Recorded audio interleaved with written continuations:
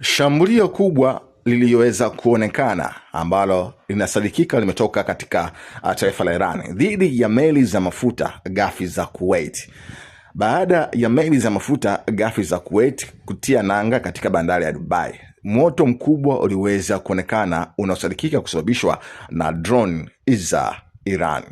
Shirika la petroli la Kuwait KPC lilisema mapema Jumanne hii ya leo kwamba meli ya mafuta ya Al Salmin ilipigwa katika shambulio la Iran ilipokuwa imetinga nanga bandarini katika Falme za Kiarabu na kusababisha uharibifu wa meli pamoja na moto mkubwa ndani yake. KPC ilionya kuwa uwezekano wa kumwagika kwa mafuta katika maji yanayozunguka, huku shirika la habari la serikali la Kuwait likiweza kuripoti tukio hilo.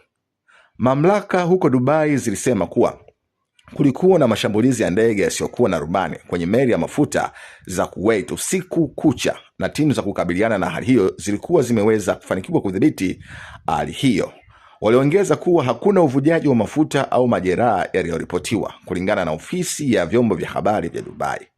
Milipuko mingi mikubwa ilisikika Dubai kuanzia karibu saa 6 mpaka saa 7 mchana na siku ya Jumatatu hadi karibu saa 1 na saa 2 asubuhi Jumanne, alisema Azen Buslavi wa Al Jazeera akiripoti kutoka Dubai.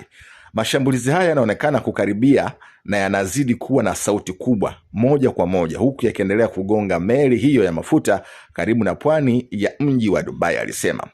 Hakika watu wanaonekana kuwa na macho tena hapa. Kuna uwezekano wa kusikia ndege hizo za kijeshi zikizunguka angani katika eneo la Basraf, aliongeza. Kazi inaendelea sasa ya kutathmini uharibifu wa meli hiyo ya mafuta, ilisema KPC.